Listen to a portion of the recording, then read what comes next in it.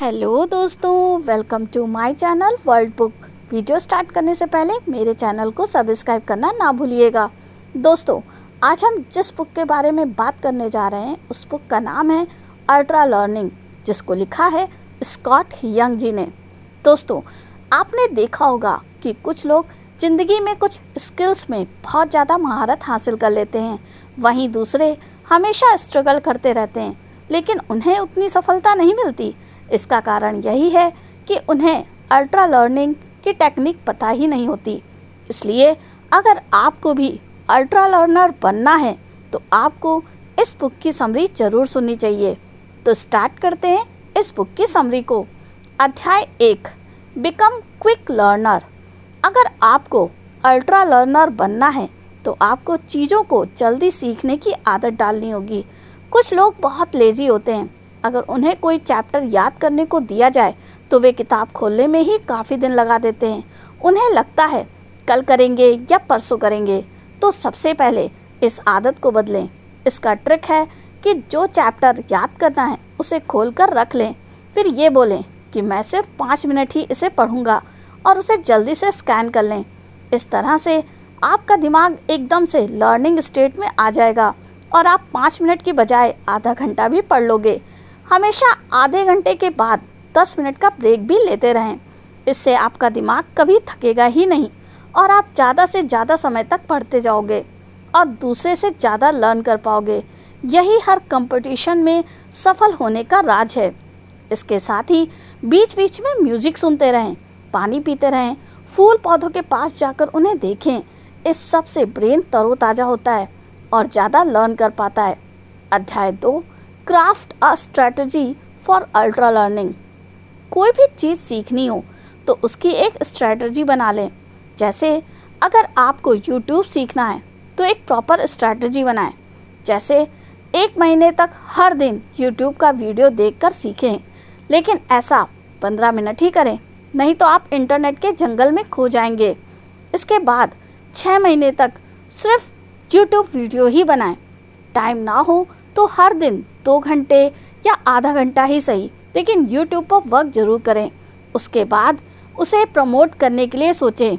इस तरह से आप यूट्यूब में भी महारत हासिल कर सकते हैं। कुछ लोग हर चीज़ एक साथ करने लगते हैं, इससे भी वे हड़बड़ी में काम करते हैं। इसलिए स्ट्रैटेजी बनाना बहुत ज़रूरी है। अपने गोल्स को छोटे पार्ट्स में ब्रेक कर लें, फिर हर पार्ट का टाइम निर्धारित करें और रोज़ उस टाइम पर उस कार्य को करें। अध्याय 3, फोकस इज़ एवरीथिंग। जब भी आप कुछ लर्न करना चाहते हैं तो अपना फोकस क्लियर रखें। जैसे अर्जुन ने पूरा फोकस चिड़िया की आंख पर लगा रखा था। कुछ लोग एक ही काम एक समय पर कर ही नहीं पाते। 6 महीने किसी चीज़ का बिजनेस करते हैं, 6 महीने किसी चीज़ का बिजनेस करते हैं।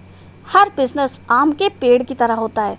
पेड़ लगाकर आप हर दिन देखने ही नहीं चाहते कि आम लगे हैं या नहीं, बल्कि 2-3 साल तक उसे खाद पानी देते हो या रखवाली करते हो। उसके बाद ही उसमें फल आते हैं। लेकिन एक बार जब फल आने लगते हैं तो फिर सदियों तक आते ही रहते हैं। इसी तरह बिजनेस का भी है कि आपको जिस बिजनेस को आपने स्टार्ट किया है उसे आप अपना समय दें, उसकी रखवाली करें, उस पर वर्क करें। एक ना एक दिन वो ज़रूर फलदायक होगा। अध्याय 4, लर्निंग एंड प्रैक्टिकल। लेखक ने कहा है कि अगर आपको अल्ट्रा लर्नर बनना है तो उसे एप्लीकेशन से जोड़कर देखें। जैसे अगर हम फ्रेंच लैंग्वेज एक क्लासरूम में बैठकर सीखेंगे तो जल्दी नहीं सीख पाएंगे, लेकिन अगर हम बाहर जाकर किसी फ्रेंच आदमी से टूटी फूटी फ्रेंच में भी बात करेंगे तो उससे कहीं ज़्यादा सीख पाएंगे, क्योंकि जो आपने क्लासरूम में सीखा वो आपने रियल वर्ल्ड में अप्लाई भी किया। ऐसे ही बहुत से युवा इंजीनियरिंग करके भी जॉब हासिल नहीं कर पाते क्योंकि उनके पास प्रैक्टिकल नॉलेज नहीं होती। तो अच्छा ये रहेगा कि वे समर इंटर्नशिप करते रहें और चीज़ों का प्रैक्टिकल नॉलेज लें। अगर उन्हें इसका सर्टिफिकेट मिलता है तो आगे चलकर उन्हें जॉब लेने में बहुत आसानी होगी। अध्याय 5, daily and long term practice.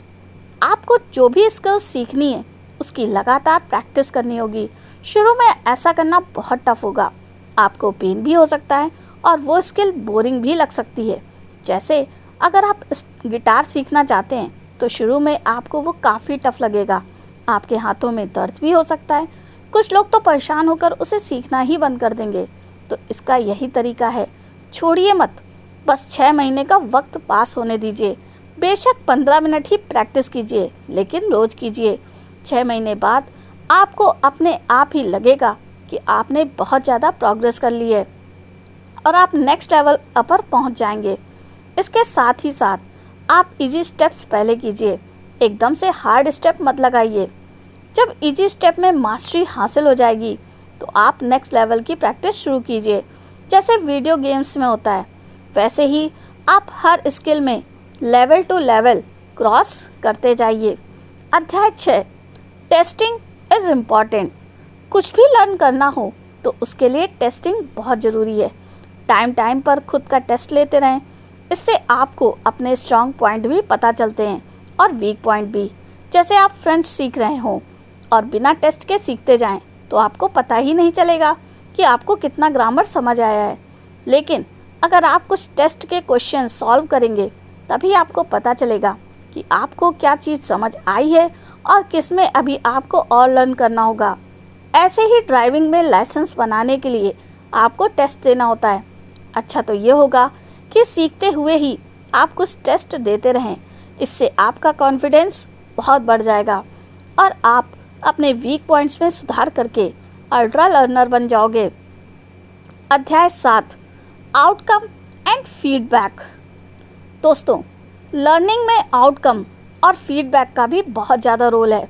अगर आप कोई चीज़ लर्न करते जा रहे हैं और उसका कोई आउटकम ही ना निकले तो उसका क्या फ़ायदा है। जैसे मान लीजिए आप फ्रेंच सीखते ही जा रहे हैं लेकिन कभी बोल ही ना पाएँ, तो आपको आउटकम तो 0 ही माना जाएगा। ऐसे ही गिटार सीखकर कोई गाना ही ना बजा पाएँ तो कोई आउटकम नहीं निकलेगा। इसलिए आउटकम पर ध्यान दें, पहले ही डिसाइड कर लें कि कितने टाइम में आपको कितना आउटकम आ जाएगा। अपने आउटकम को ठीक से वैलिडेट करने के लिए आप दूसरों का फीडबैक ज़रूर लें। जैसे कुछ एक्सपर्ट लोगों को गिटार बजाकर सुनाएं और उनसे पूछें कि आपने क्या अच्छा या बुरा किया। उनसे ऑनेस्ट फीडबैक मांगे, इससे वे आपको सजेशन दे पाएंगे कि आपने क्या क्या गलतियां की हैं और आपको किस चीज़ में सुधार करना चाहिए। दोस्तों या रिश्तेदारों से फीडबैक ना लें, क्योंकि वे आपका दिल रखने के लिए आपकी तारीफ ही करते हैं। एक बार आपको फीडबैक मिल जाए तो आप उस पर काम शुरू कर दीजिए। अपने स्ट्रॉन्ग पॉइंट्स को भी और भी स्ट्रॉन्ग बना लें और उन्हें अपना एक्स फैक्टर बना लें, लेकिन अपने वीक पॉइंट्स में भी सुधार करें। अध्याय 8, अवॉइड क्रेमिंग। दोस्तों, कुछ लोग सोचते हैं कि रट्टा मारने को ही अल्ट्रा लर्निंग कहते हैं, लेकिन ऐसा नहीं है। अगर आप बहुत सी चीज़ें रट लेते हो तो आपके दिमाग की क्रिएटिविटी खत्म हो जाएगी। इसके बजाय आप चीज़ों को खुद करके देखिए। मान लीजिए आप एक प्लेन को उड़ाने वाली किताब को पूरा रट लेते हो, तो क्या इससे आप प्लेन उड़ा लोगे? बिल्कुल नहीं। जब तक आप प्लेन उड़ाने का प्रैक्टिकल नॉलेज नहीं लोगे तब तक आप प्लेन नहीं उड़ा पाओगे। ऐसे ही स्टूडेंट्स को हर कॉन्सेप्ट का प्रैक्टिकल नॉलेज लेना चाहिए। जैसे स्कूल की किताब में अगर आपको फ्लावर के पार्ट्स पढ़ाए जाते हैं तो आप सच में बाहर जाकर एक फूल को देखिए और उसमें उन पार्ट्स को ढूंढने की कोशिश कीजिए। इससे आप दूसरों से 10 गुना ज़्यादा सीख लेंगे और इसे आप अल्ट्रा लर्निंग बोल सकते हैं। अध्याय 9, इंट्यूशन एंड नॉलेज। दोस्तों, इंट्यूशन का मतलब होता है आपकी छठी ज्ञानेंद्री। कई बार आपको किसी चीज़ का अपने आप ही एहसास हो जाता है, उसे ही इंट्यूशन कहते हैं। जैसे कभी कभी आपको पहले ही पता लग जाता है कि आप किसी एग्ज़ाम में पास हो जाओगे, इसे गट फीलिंग या इंट्यूशन कहते हैं। लेकिन इंट्यूशन के लिए भी नॉलेज चाहिए, उसे प्रोसेस करने के बाद ही दिमाग आपको कोई इंट्यूशन आइडिया देता है। जैसे जेके रॉलिंग को हैरी पॉटर लिखने का आइडिया आया था, लेकिन अगर उन्होंने कभी फैंटेसी नॉवल पढ़े ही नहीं होते तो क्या ऐसा आइडिया उन्हें आता? इसलिए आपको ज्ञान हासिल करते रहना होगा, तभी आपकी इंट्यूशन आपको नया आइडिया देती है। और ज्ञान का सबसे मेन सोर्स तो बुक्स ही है, लेकिन स्कूल और कॉलेज की बुक्स से काम नहीं चलेगा। मेरे YouTube चैनल पर भी बहुत सारी ऐसी बुक समरी है जिसे सुनकर आप अपनी लाइफ को एक नया मोड़ दे सकते हो। अध्याय 10, जीनियस ऑलवेज एक्सपेरिमेंट। हमेशा एक्सपेरिमेंट करते रहें। जो आपको सिखाया गया है उससे रट कर कुछ करके देखें। इसमें आप फेल भी हो सकते हैं, लेकिन फिर भी कुछ नया करें। तभी आप एक अनोखी इन्वेंशन कर पाओगे जो आज से पहले किसी ने नहीं की होगी। लेखक ने फेमस पेंटर वान गो का एग्जाम्पल दिया है। वे शुरू में अच्छे पेंटर नहीं थे, वे एक स्कूल में ड्रॉप आउट भी थे, लेकिन उन्होंने अपने पेंटिंग स्टाइल में हमेशा नए नए एक्सपेरिमेंट किए।